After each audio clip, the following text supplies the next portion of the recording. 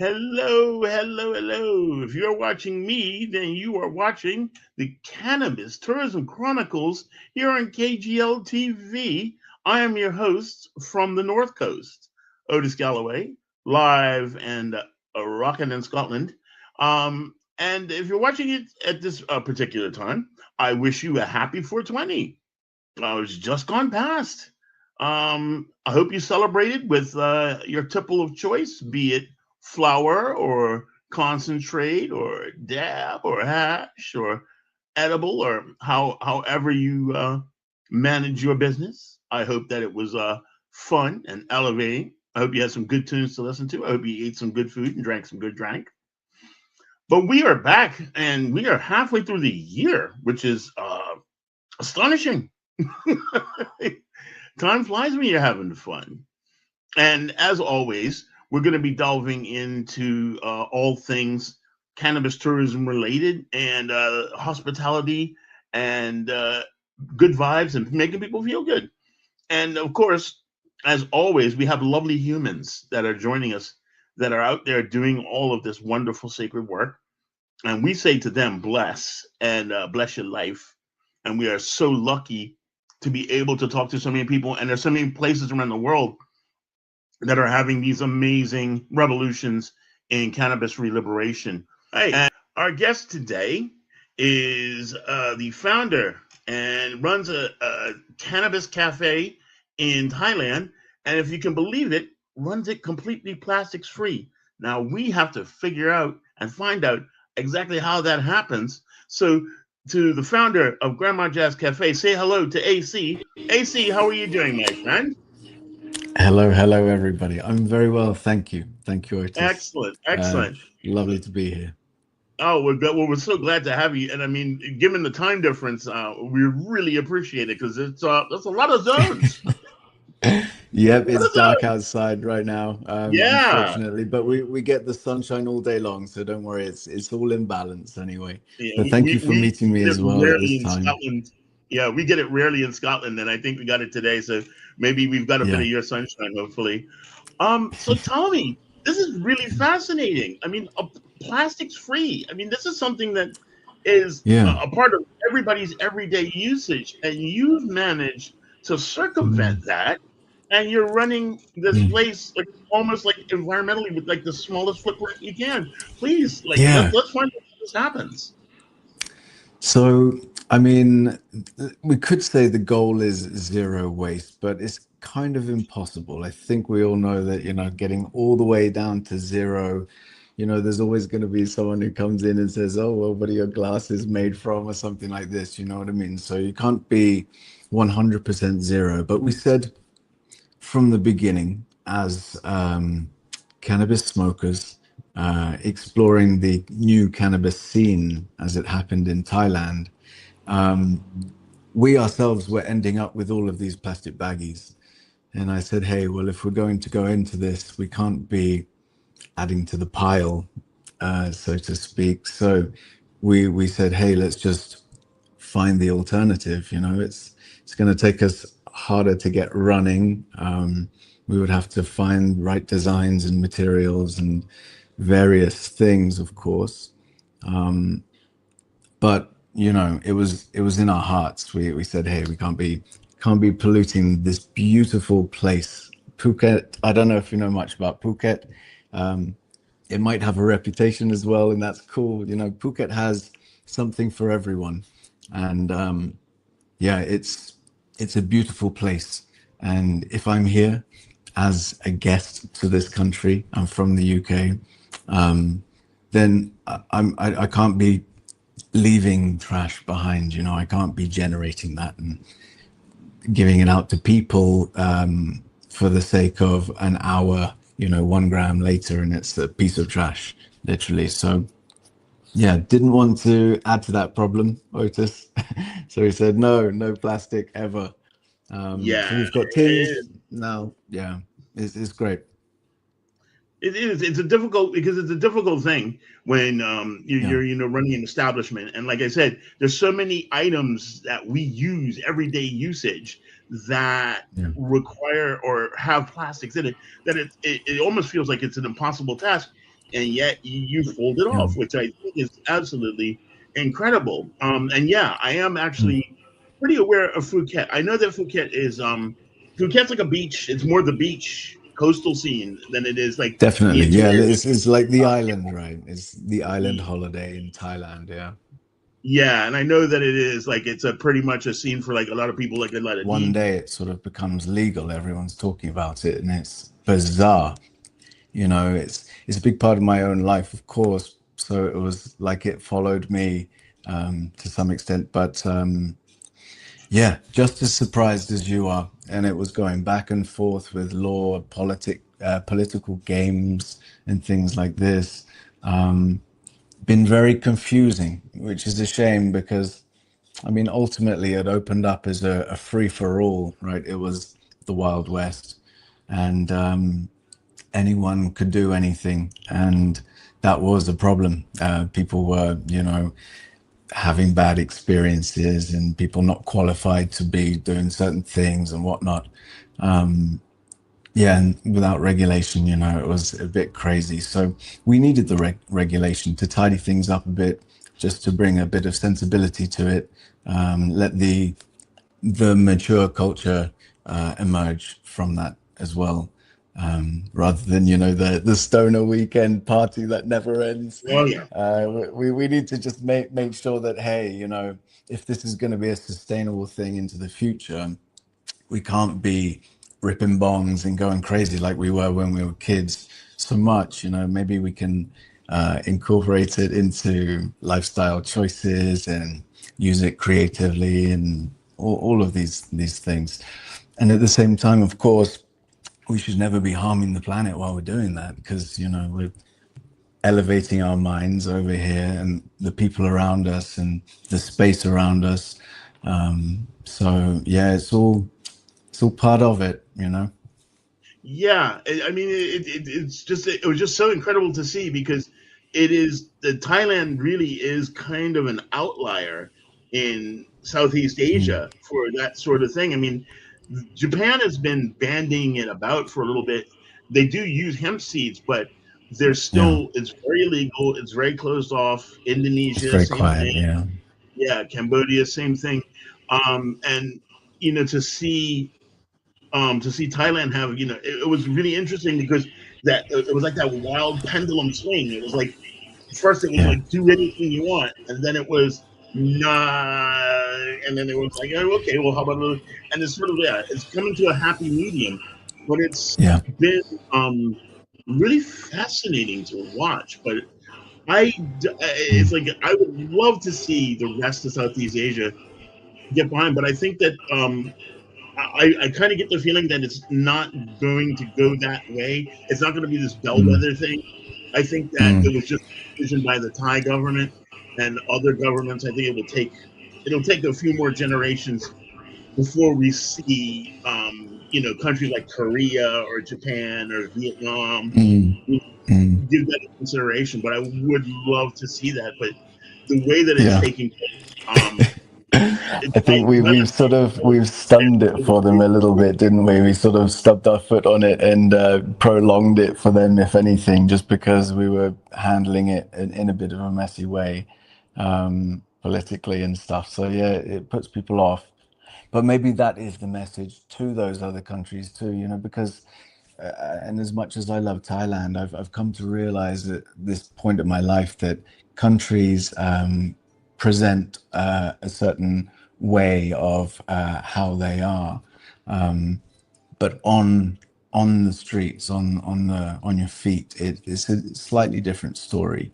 So for example, you pay a policeman 1,000 baht if you don't have a license. This sort of thing is a real a real crime, where I come from. But over here, it's like this open sort of tax system that sort of is in harmony. No one's taking advantage too much, and you accept it.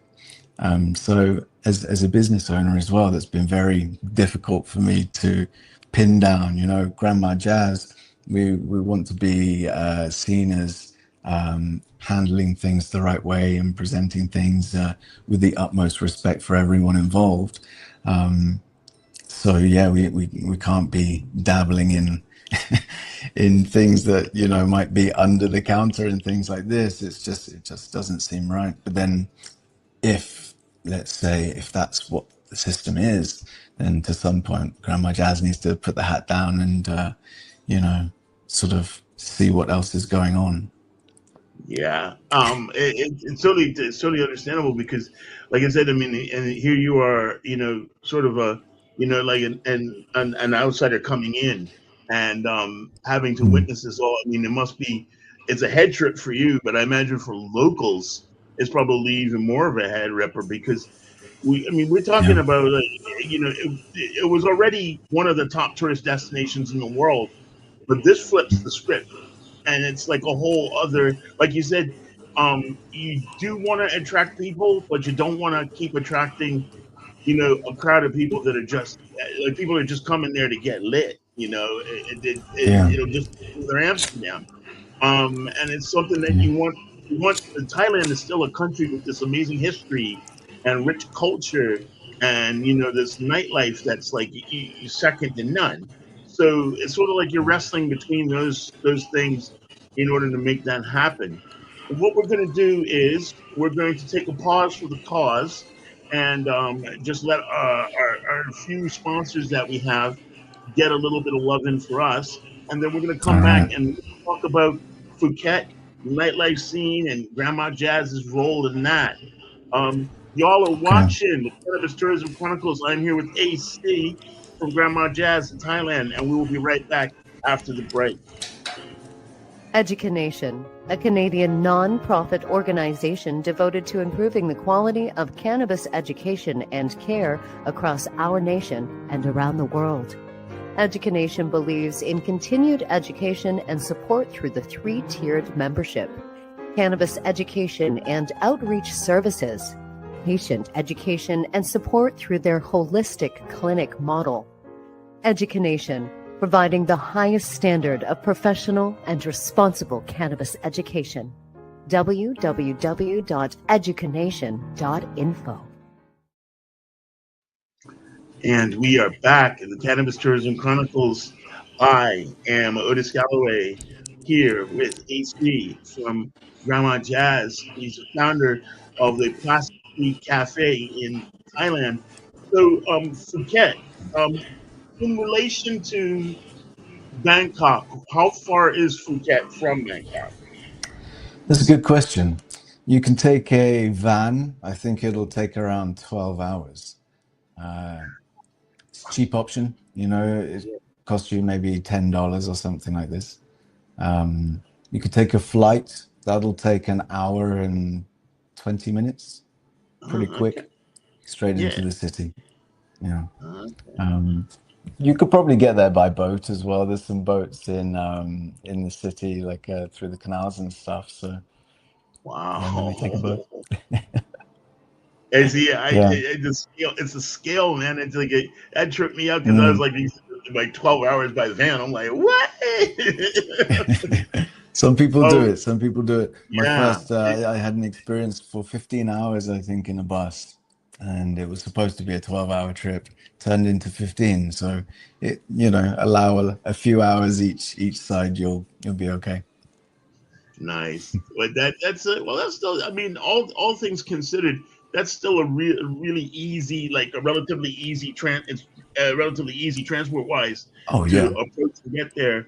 And what like what because Thailand, I mean, I'm not even sure the scale of Thailand as a country. Like I'm not even sure about like the population of how big it is and but Mm. I mean clearly there is some distance to travel getting through there. Yeah. So actually, I during COVID, I bought a motorbike and I drove from Bangkok up to Chiang Mai, which is the north of Thailand. It was 8 hours driving each day on this new motorbike, which was very bumpy. It was quite nice. And then, yeah, that was it. 2 days to get to the north of the country. So it's not that big, but it depends what kind of drive you're up for. But you're also going through, from Bangkok to Phuket, you're going from one world to a completely different world as well. There's the island, you take your shoes and socks off over here. ironically, Grandma Jazz, we put our shoes and socks back on over here, so it seems quite odd. But yeah, in the city, it's a different pace, different world. I lived in Bangkok for 4 years. Beautiful city, very welcoming, very safe. Um, yeah, I mean, there's some crazy roads, of course, if you get on the back of a motorbike. But yeah, just be careful driving around, you know. Yeah, I mean, because we see, we see footage of Thailand, especially of Bangkok. We see this city where it's just, you know, so many Yeah, people and there's so much going on, and yeah. then the amazing the hawker markets, and and of course they play up a lot more of the seedier side of Thailand, just for everybody's, because it piques everyone's interest. But I mean, there's so Mm, much going on historically and culturally, because we're talking about a country that's been in the heart of, if you want to say, the evolution of Southeast Asia for like thousands of years, and it has mm, had a really dramatic, and a pretty significant effect on, I think, like politics and economy, and for a country mm, its size, it's well above its weight. So mm. this whole like movement into the green economy, I feel like is they're going to leave, for a country of its size, it's going to leave some pretty large footprints. And I think that, do you Yeah, see like especially spaces like yourself and Phuket, but do you see that sort of thing kind of replicating itself in Bangkok, and then like having these kind of like relaxing sort of safe spaces for consumption and yeah. for people, get their thing together? I think consumption's not the right word as yet, but Mm, I think let's call it health and wellness centers. Excuse me, health and wellness centers, which basically incorporate cannabis into the well-being side of business, I guess, because then it's under the umbrella of medical treatment, but it's mental health and uh, well-being and things like this.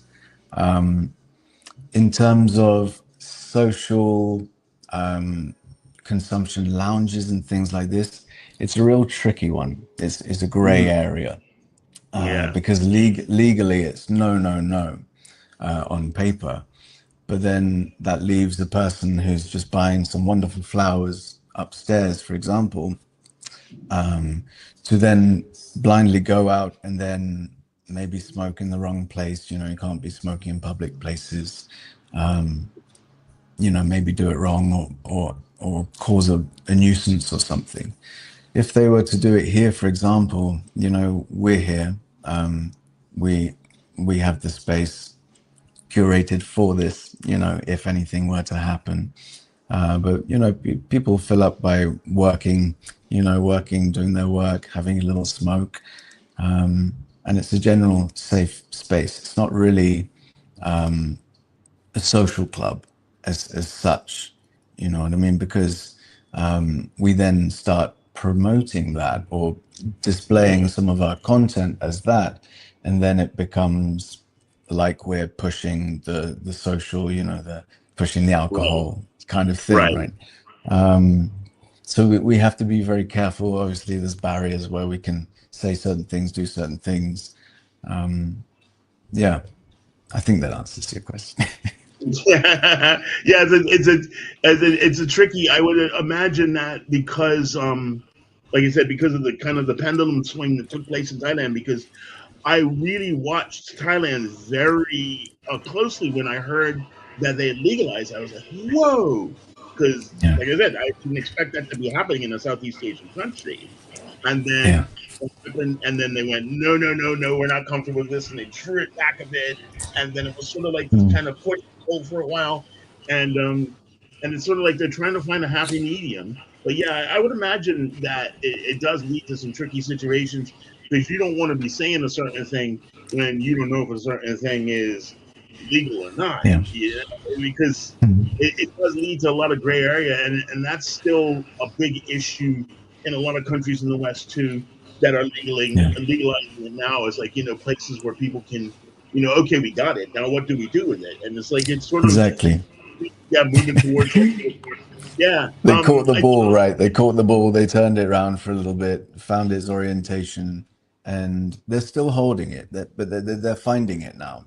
And I think as we go forward, as we balance out and find the wellness within it, then it will just be accepted, because it was accepted so fast initially with that 1 day switch, that it can be accepted and understood in the right setting, which I think is what Grandma Jazz stands for too.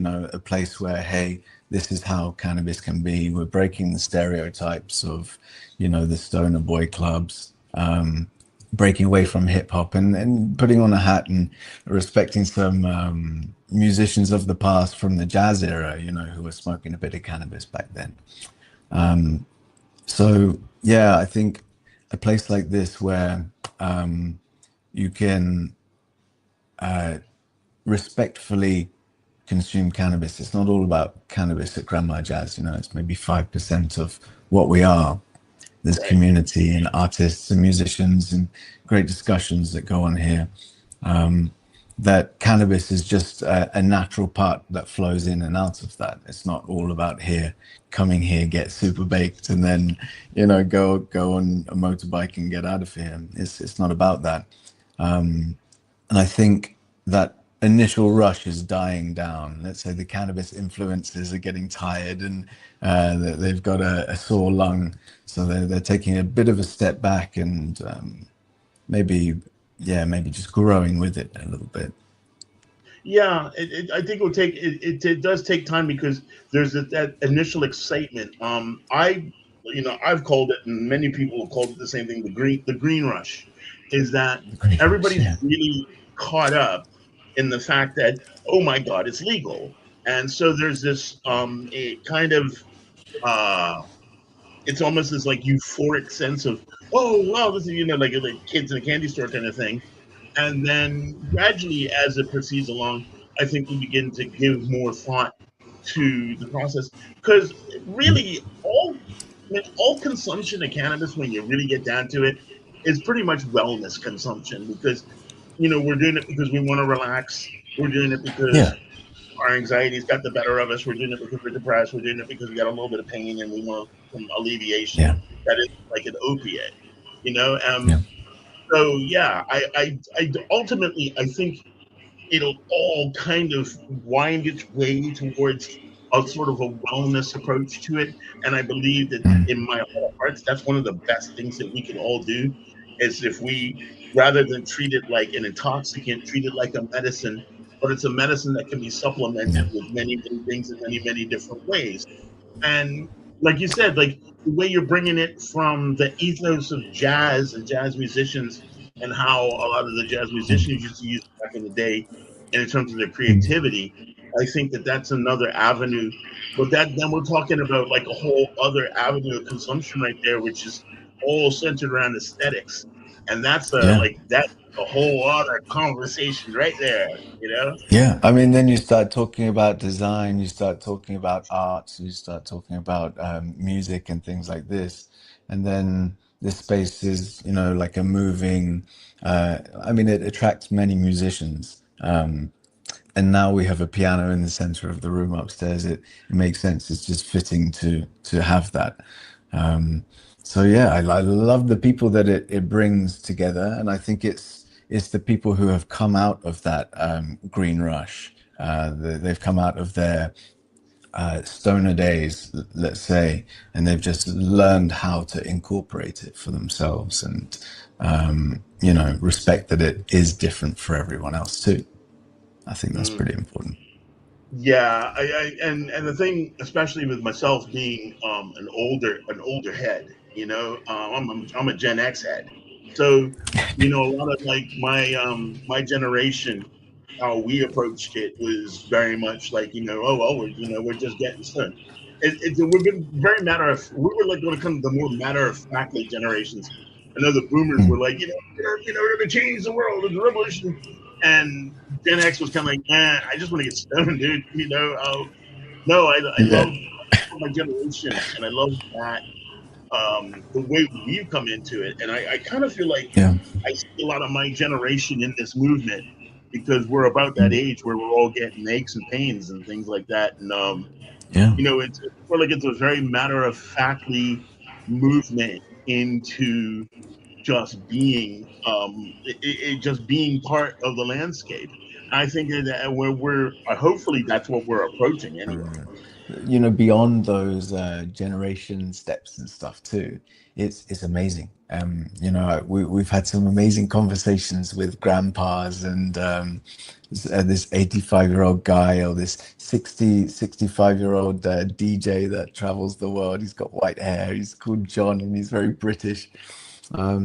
It's very fun. It's very fun. And this lady, Grandma Amanda, we were learning to play chess with and everything like this, and hearing stories from these people who have lived through, much more than I've lived through and have seen so many things.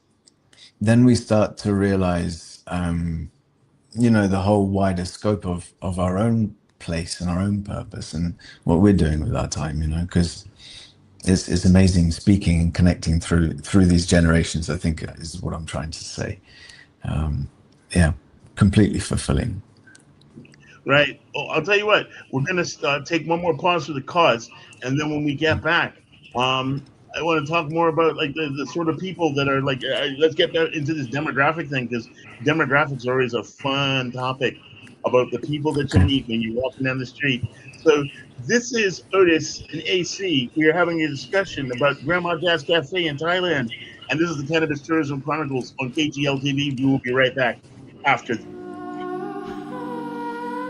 One of the biggest areas for growth in the cannabis industry is actually cannabis hospitality.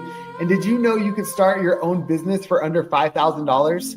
Allow me to take you through my mentorship program to receive your cannabis hospitality stewardship certificate, where we're going to allow you to understand this plant in a way in which you can actually shepherd the plant to people. And not only a way to start a new career, but a way to actually enrich people's lives so they can use the benefits of cannabis to enhance their lifestyle. Please join me on this revolutionary journey.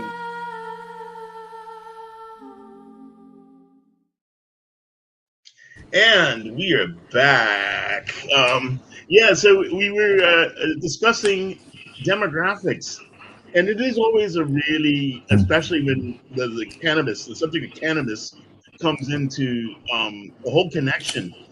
The thing I've always loved about being ahead is when it breaks through to like other people. Like, you could be in your 60s or 70s and you're relating to someone in their 20s or 30s. And it's like you're discovering, the only difference you have is time. You've gone through all the same things and the same struggles, and a lot of it is just simply, you went through it at a particular era, and I think Yeah. that's wonderful how it does bridge.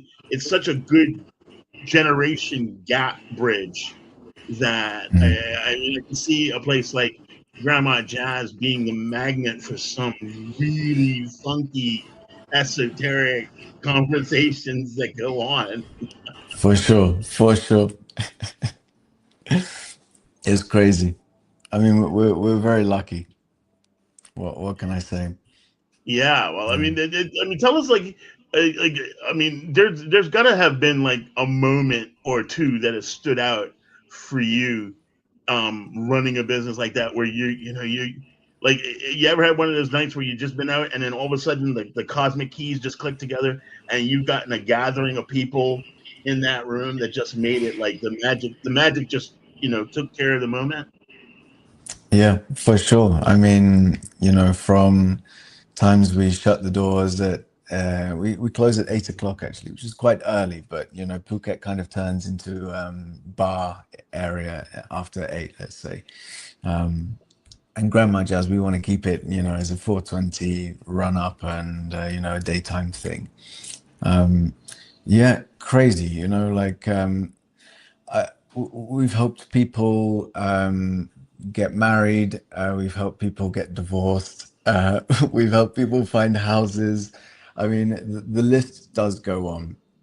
Mhm. Ultimately, we're meeting all these people who have found something in Grandma Jazz, and it's not to blow my own trumpet on this, but let's say that everyone finds and gathers in this certain space that makes them feel like they can just be themselves, take it slow a bit, and connect with a stranger for 10 minutes or 5 hours.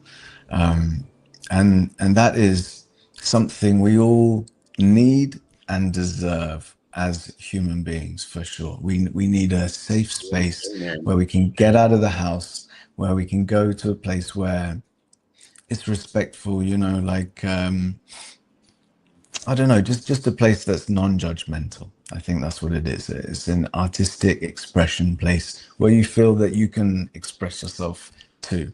And again, I'm not saying it's about what we've created, but that's what we've been working towards, to make sure that people have that feeling or that space, because some people really need it. Like I say, going through divorce or,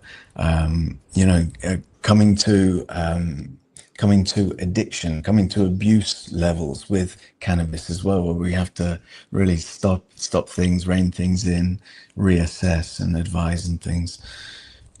Yeah, I mean, the list goes on, and it's a real service too.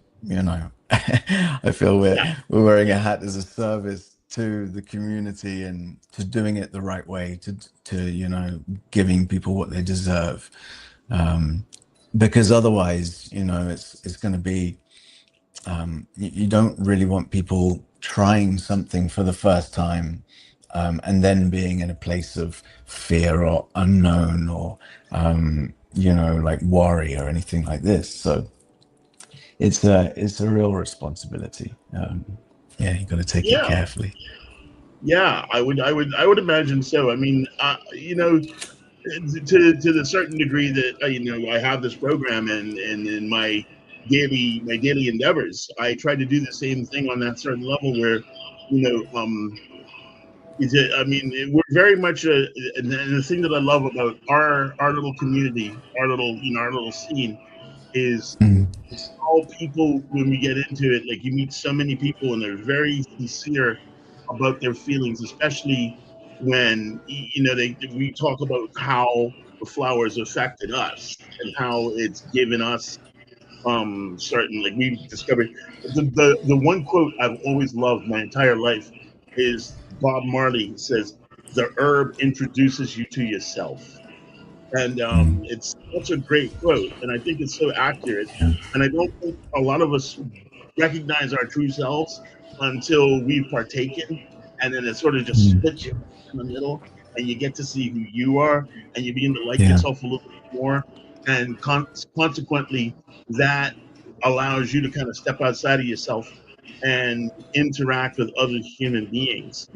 And I think that mm, I look largely on that as we're very curative in that once we've achieved that, it's almost like a bodhisattva. We want to go back and we want to help other people come to where we are, yeah, And I think we set up when we do things like you're doing with Grandma Jazz. I think we're trying to set up environments where we can facilitate. We can be like almost like a catalyst. We can facilitate people getting to yeah. that age of their life. Yeah, I and it's not definitely it's feel that it's very it's crazy strongly. because you think, hey, like as a business as well, this is where there's the line drawn between like pushing sales, upselling, and all of these things. Yeah, yeah. If the girl comes in from Singapore and she wants to try her first joint ever, and I explain something carefully, I show her a small variety, only what she needs to know in that moment. Um, you know, Not only is it a great responsibility, but like she's going to have a good experience here, to the point where, she's saying two thumbs up. Um, that could have turned either way. And that's the ultimate point, we've got to be really considerate of that for her. And it's not to get her to be a cannabis smoker for the rest of her life. It's to get her to understand the correct use of doing something responsibly. in a controlled environment, in a safe space, in a non-reckless way, not selling 2 grams and get one free or something like this, Yeah. So, but I understand, and Phuket is a great essence of there is a market for everyone. There's something for everyone in Phuket. There's something for everyone in cannabis. And we really see an array of people from all over the world, from every single country in the world, coming Mm. through, and they've got their own relationship with cannabis, history or no history.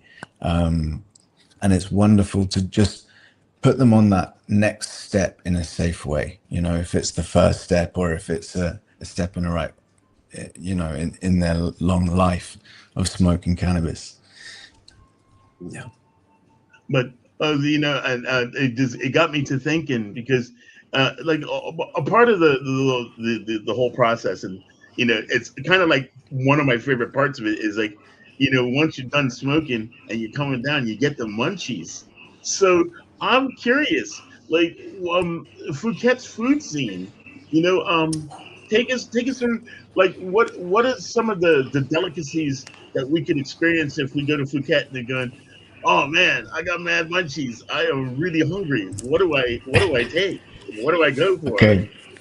I would say start with the fruit, because the fruit in Thailand is the best fruit ever.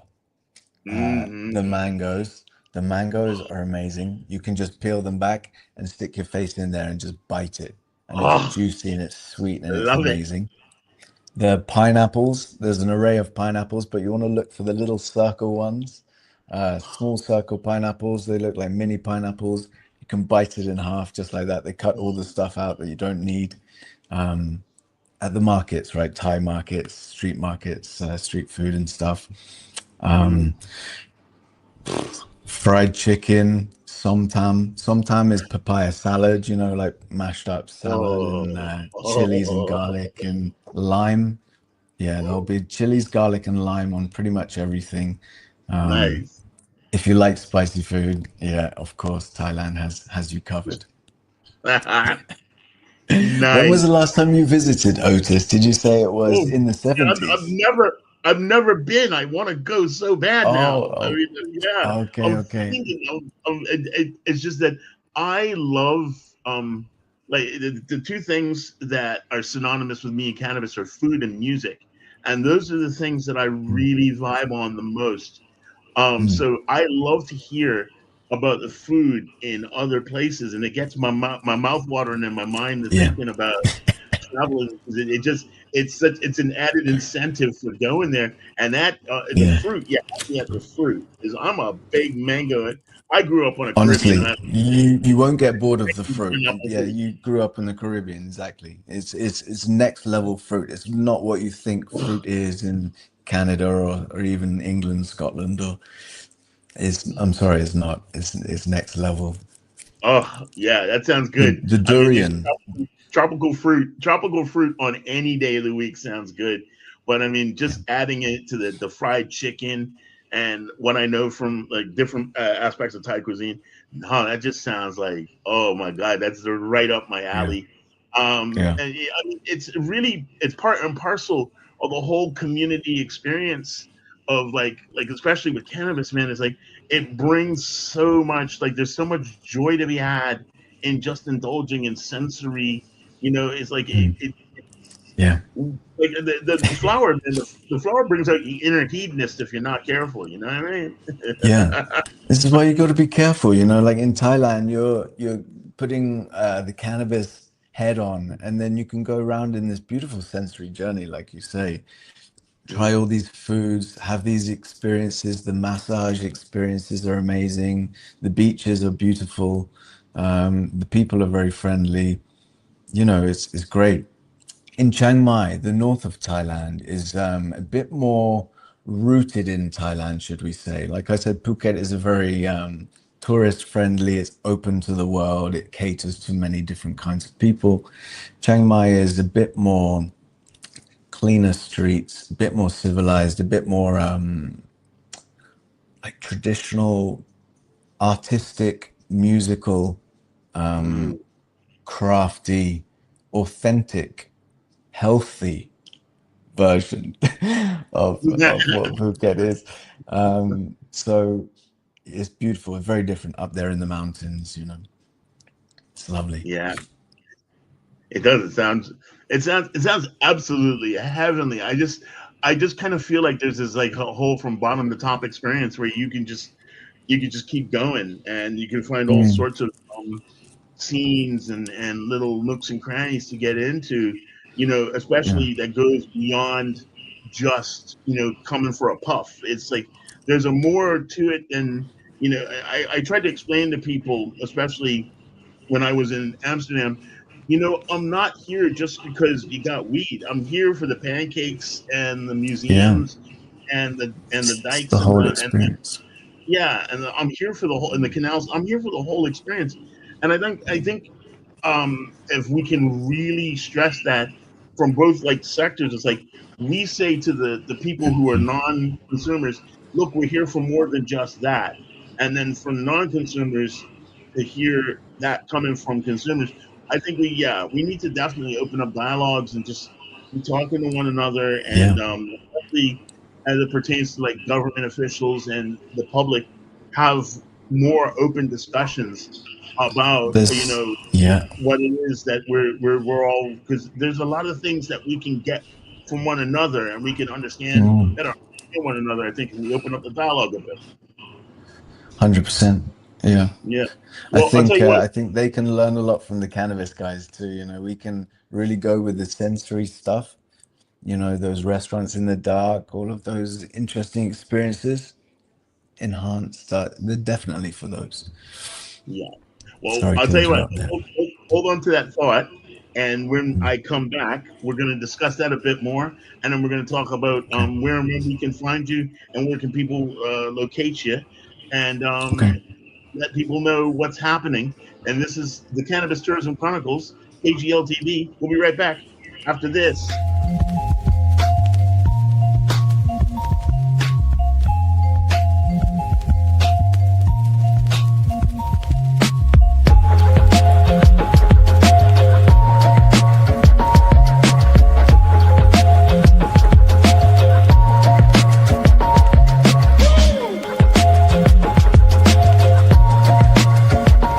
I mean, we've got Canada, which of course has been fully federally legal for some time. We have Uruguay, which is now starting to expand their cannabis market. We have South Africa, which is again expanding their cannabis market, and countries Uruguay like, was the first, wasn't it? yeah, Canada. I think Uruguay was the first, and then Canada followed right after it, and Okay. then South Africa a couple of years later. Yeah, Uruguay was the first. They're now beginning to uh, cultivate a market to outside visitors. But I think they're doing it they're rolling it out very, practically For very export, you mean exporting well, flowers out? export and selling within in country as well. Mm, But they've been very cautious. That's the word I was looking for. They've been very cautious yeah. about how they're doing it, and rightly so, because it's quietly become very a big success there, and they've done quite well with it domestically. So I think I don't know if they're Mm, doing exporting, like in terms of exporting flour for sale, but I know that they are planning on doing it as a tourist model. So there's going to be lots of dispensaries and places. mm. Whether or not they have consumption spaces, that's another story for another time. So Um, they're still working it out too then. yeah, Everyone's working it out, I think. everybody's working it out. But the thing that Mm, I'm really happy about seeing is that the working out is drawing, like we're coalescing, we're becoming more of a coalition. And I think I would and true. I'd like to see it more, and I'd like to encourage it more, is that when we meet with other people, we gain another ally, we gain another comrade, and then we can start to really build, like, I would say, like a global advisory board. And I'd like to Yeah. see like advisory boards nationally as well, and then at Mm, local levels. I would love to see these quality control boards come up, because it's not so much the rules and regulations. I think if we pull together and show, listen, we can have agreed upon like dosages and amounts and things, and we begin to develop a kind of almost like a protocol, that we can have, Yeah. we can we can seize the moment for ourselves. I just feel that we as a community, we already know because we've labored under prohibition and we managed to thrive under prohibition.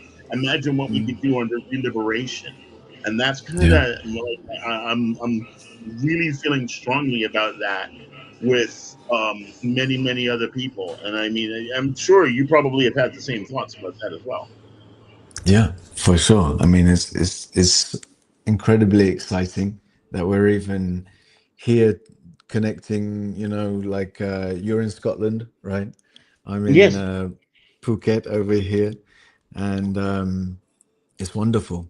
And we need to realize as well that we've been labeled as a gang, but we're actually everyone. And there's been, we've been tricked or something. So yeah, we're all good-hearted people, and yeah, it's time to connect in the right ways. And this thankfully is a tool that has helped me personally. You nodding along. It's our own medicine. It's our own medicine, right? So it's our free medicine. We should be able to use it, and use it well. Not abuse it. And we can manage ourselves with this as well. yeah. It's so. I mean, it's to me.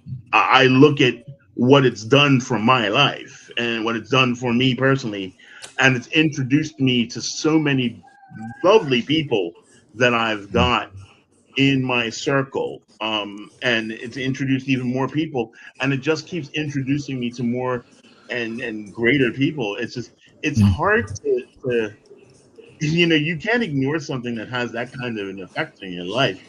Yeah. It really like it transcends, like we're talking about it in the small circle, but it goes beyond tourism. I mean, it really just, like you said, it becomes a fabric, part of the fabric in your life. It's Mm. inured into you, and I mean the way that you approach things and the way that it does so many. I just keep thinking of the benefits, because I mean I understand that it's like moderation in all things, including moderation, but cannabis has been one of those things that when I went down that road, it was a road that I did not regret going down, because it's I've gained more from it than I think ever out of it. There's so many things that have changed my Yeah. life for the positive, thanks to cannabis. Yeah, absolutely agree. And everyone has this story, right? Everyone has their own little thing. And even those who don't know what it is as well. I think this is important to not to portray ourselves as a certain way, but just to let the other guys know that cannabis doesn't have to be abused. It doesn't have to be like a stinky nuisance to I who doesn't understand. And there could be like some sort of education and introduction into what that is. It's different from a bar scene, for example. It might go down differently. And yeah, with for example, we get grandmas over here. All grandmas get free cake and tea for life at Grandma Jazz, just because one, it's a cheeky little thing, and two, it's really nice to get grandmas in here and feeling amazing for one day. The place is kind of named after them, gives me goosebumps a little bit, but to make someone feel like that costs nothing. Like that's kind of what it's about too. And then that grandma sees people consuming cannabis, and she doesn't have to partake. We're not getting grandma's high, but we're essentially introducing people to it in a friendly way. And like I said, people come here to work, people come here to have a coffee, all these various reasons. And it's not always the cannabis, but there is cannabis around in a respectful way. It's not teenagers laughing on the floor. It's grown-ups giggling on some nicer chairs.